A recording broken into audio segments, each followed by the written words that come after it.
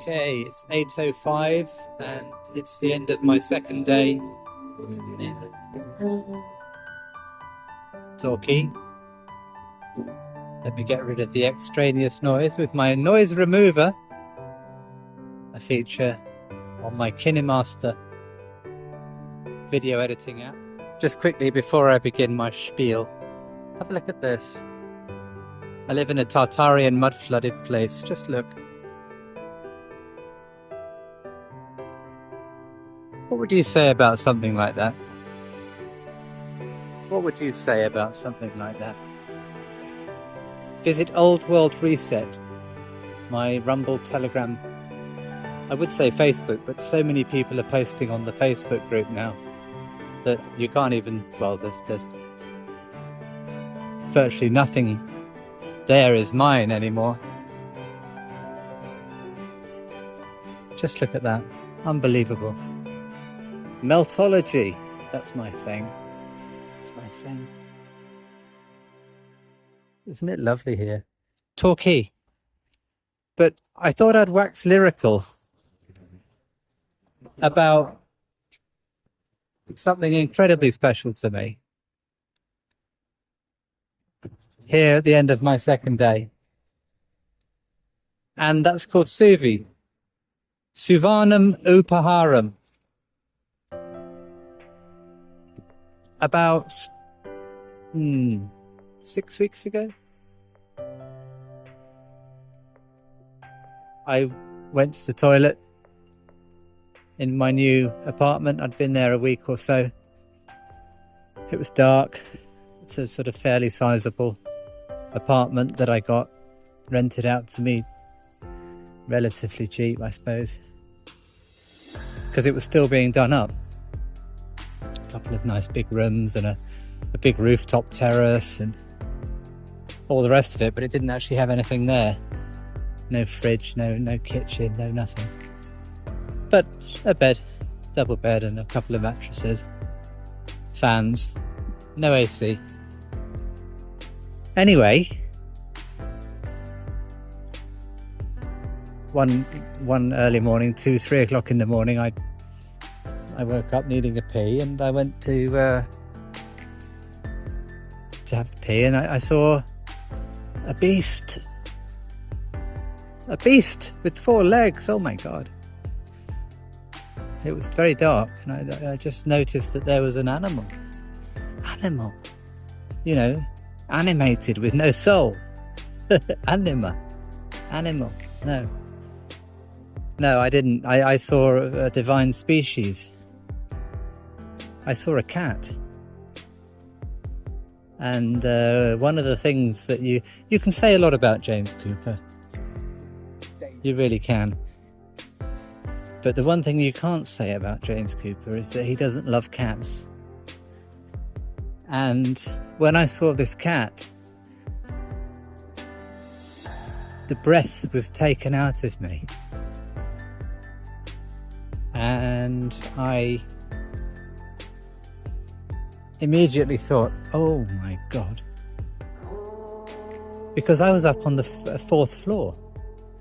I had a rooftop terrace. This is in the middle of Delhi, in Shapurjat. It's a pretty rough area of South Delhi. I mean rough, I don't want to be rude to the locals there, but I think my apartment was the only one with an elevator, or one of the only ones with an elevator. Not so rough here though, is it? Anyway, I saw this cat and I immediately thought, oh my god. And I had got into the habit over the last couple of weeks of getting these little snacks, treats from the pet shop in Green Market, about a half an hour walk away from where I lived. Most of them were for dogs, but I had some cat treats as well. And so I immediately made a beeline for where I knew I'd kept the cat treats. And I went, oh. And I blinked my eyes slowly and lowered my head, because I've seen on YouTube videos that that's like a cat kiss.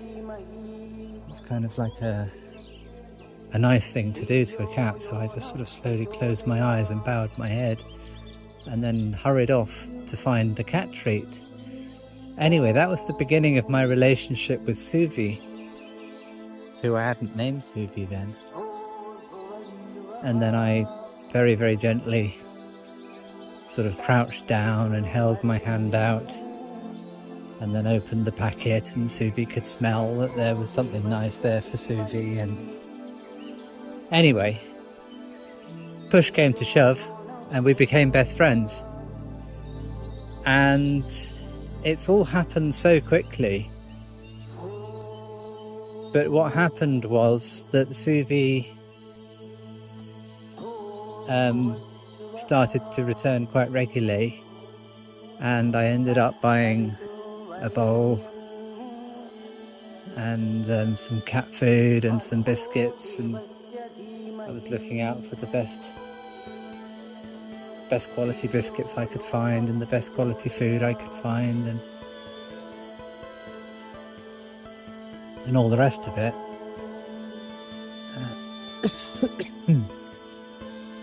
I've just been away to painting for the afternoon. Just got off the bus and I'm walking home to my new place in Torquay, where I'll be for a month or two, I don't know. I'm semi-nomadic. And so I had a system with Suvi whereby I had this kilo bag of biscuits, and I realised that Suvi would come at maybe 3 or 4 in the morning, thereabouts, somehow make his way up onto my rooftop terrace, and about once a day in the very early hours. That was when he first came, and so I thought, okay, well, if I didn't just want to leave food out because the ants would come. If I put the bowl down, I soon learned that the ants would just have it all, and they'd form a line, and they would just go and extract all the food and start, eating it and squirreling it away to wherever their nest was, or whatever ants have. And I worked on various systems to stop the ants from getting hold of the cat food. But the bottom line was, I came up with this idea that, well, the solution that I bought it in a kilo bag of biscuits, which was surprisingly expensive actually, even by English standards. But okay, high quality biscuits, let's say. And then a zip seal bag thing at the top. And so Suvi would come in the very early hours and start pouring and mucking around with the bag, and that would wake me up. So that would be my wake-up call, and I wanted that. I don't care so much about my own sleep. I don't take my own sleep so seriously. Yogi that I am, I'm much more into sleep deprivation than I am sleep. And so if a golden gift like Suvana Mupaharam should choose to wake me up at, say, 3:30 in the morning, then that's dandy for me. And so I would hear the crackling of the bag and the this, that, and the other, and I would come and say, "Oh, hello, Suvi, darling," and put my yoga mat down. It's just a yoga block from Iyengar yoga training that I was doing in Penzance, and then just sit down on the yoga block, open up the packet, and hand out some biscuits for my baby, regardless of the time in the morning, and regardless of how tired I was. It didn't really matter to me. And that went on for quite some time, quite a few days, and Suvi would come in and fuck around with the bag and wake me up, and that would be my alarm clock. Doesn't the water look fantastic? And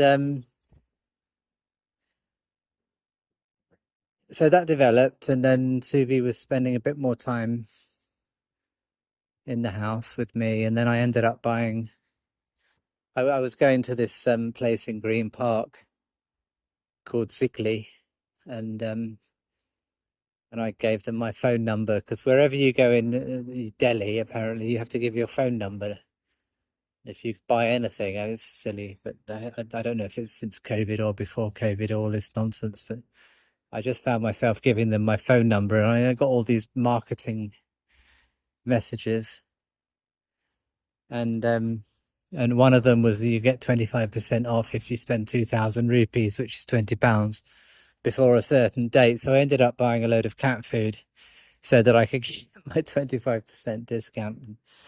And then, hey presto, I had like a great big bloody carrier bag full of cat food. The wet stuff, which apparently is rubbish. I've since learned from Facebook adverts. Like something like less than 4% is actually meat, but hopefully the stuff I got Suvi was a bit better. He liked it anyway, and I did buy the best I could, the highest quality. I did ask in the shop, what's the best quality food you've got? And so Suvi would come every day, and then I'd feed it. And I think one of the best things I ever did for Suvi was save Suvi's ear, because Suvi came back with a bit of a scratch on his ear, and we weren't even sure. It was just a little lump on the inside of his ear.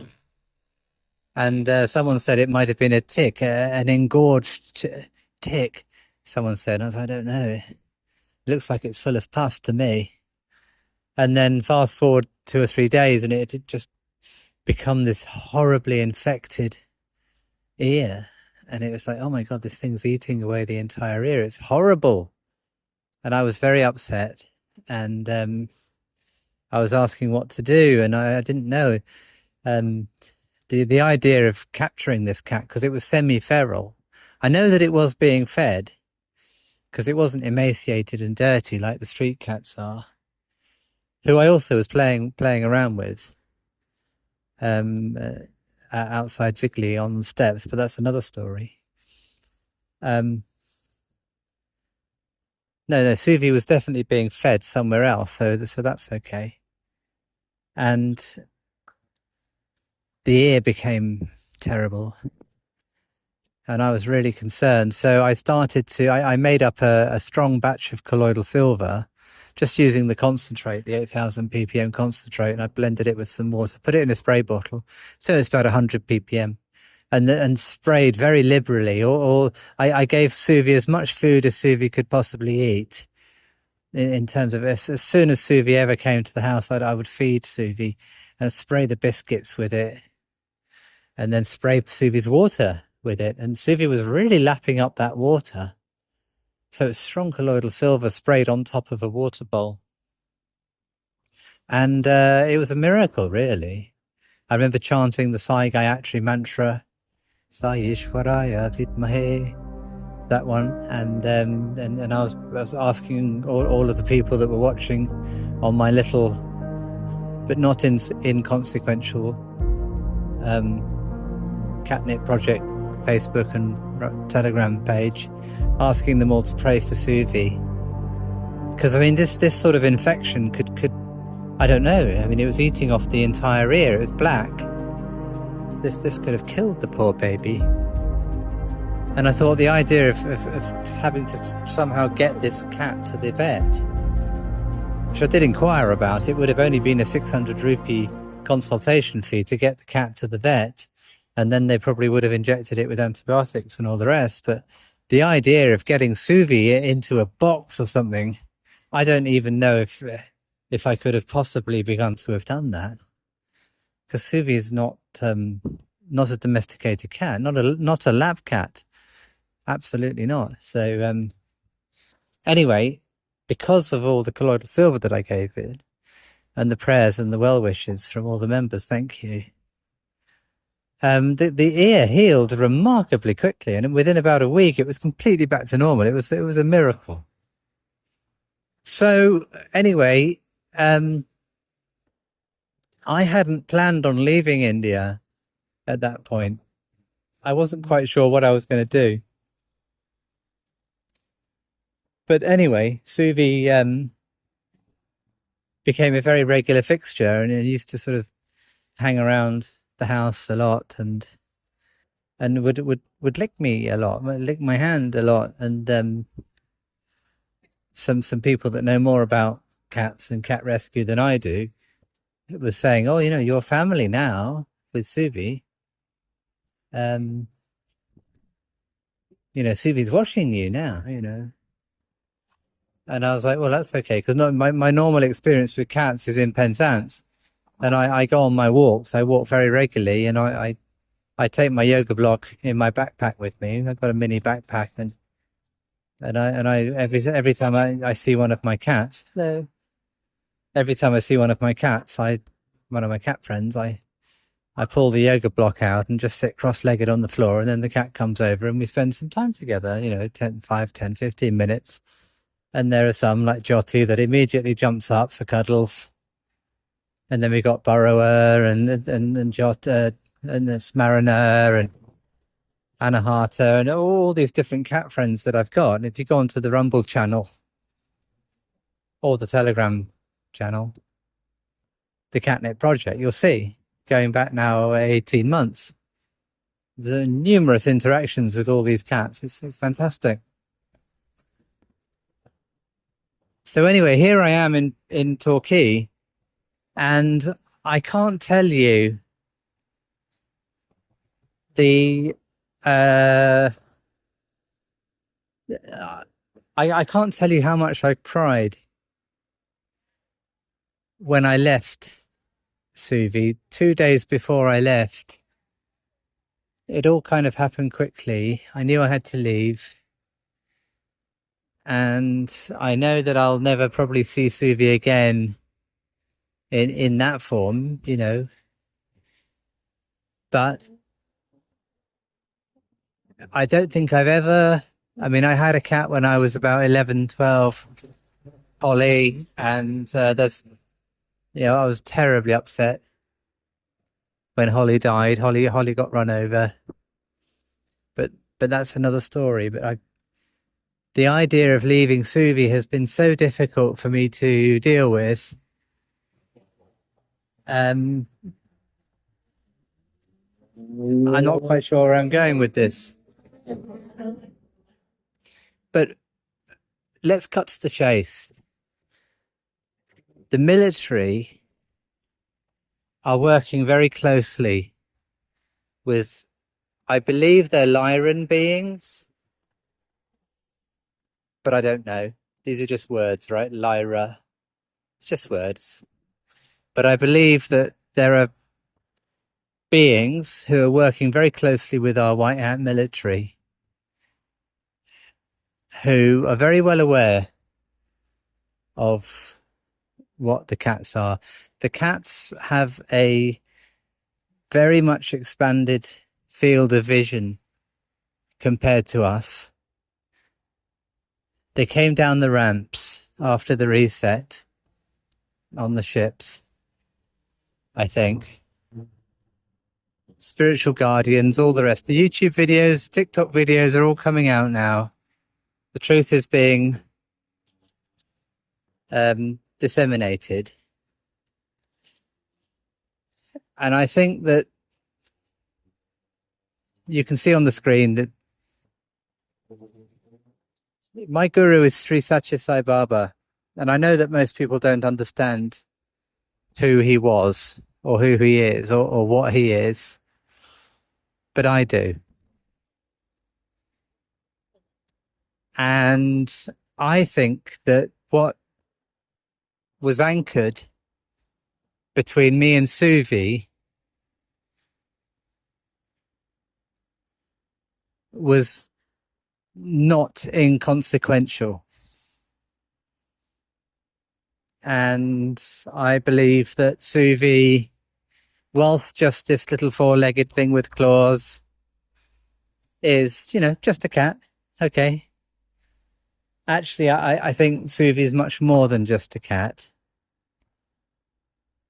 And I'm trying to think of the words. to say.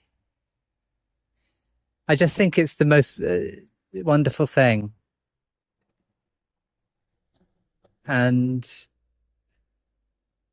I just wish everybody the very best, because this is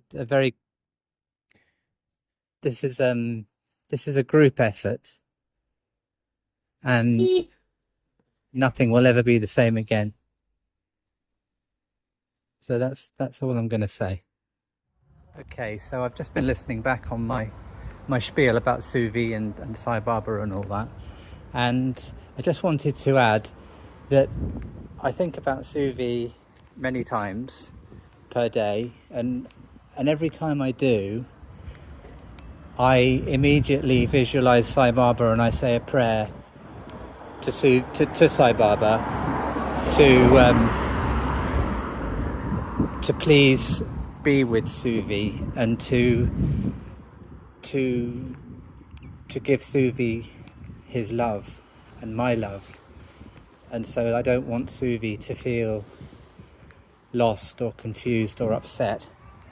And so I thought I would also bring in some other, I've got my magic D thing here. This is to the tune of D.